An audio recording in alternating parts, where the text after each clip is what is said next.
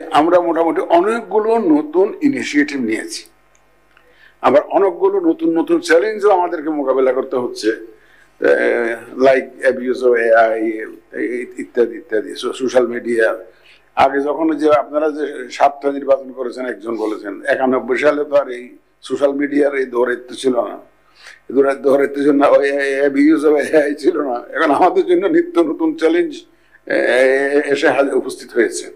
একদিকে চ্যালেঞ্জ মোকাবেলা করতে হচ্ছে নতুন টাইপের চ্যালেঞ্জেস, অন্যদিকে আপনারা তো সিচুয়েশন তো জানেন, একটা বিশেষ পরিস্থিতিতে একটা বিশেষ ধরনের সরকারের অধীনে আমাদেরকে নির্বাচনে যেতে হচ্ছে।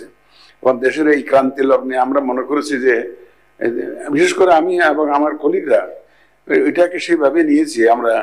আমি এটাকে নিয়েছি একদম আমার জীবনের একটা শেষ সুযোগ দেশের জন্য কিছু একটা করতে পারা। যে বয়স আমার 73+, আমার আর চাওয়া পাওয়ার কিছু নেই, কিন্তু আমি মনে করেছি যে this is an opportunity that came from the Almighty, এবং ইটস এ ডিভাইন আমার অপরচুনিটি গিভেন টু মি। আমি মনে করলাম যে why not try to do something at the fair end of my life for the country. আমি এটাকে একদম সেইভাবেই নিয়েছি, একদম সেইভাবে নিয়েছি। এবং আমার কমিটমেন্টও তাই, আমার পুরা ইসির কমিটমেন্টও তাই, একটা সুন্দর গ্রহণযোগ্য স্বচ্ছ একটা নির্বাচন জাতিকে উপহার দেওয়া।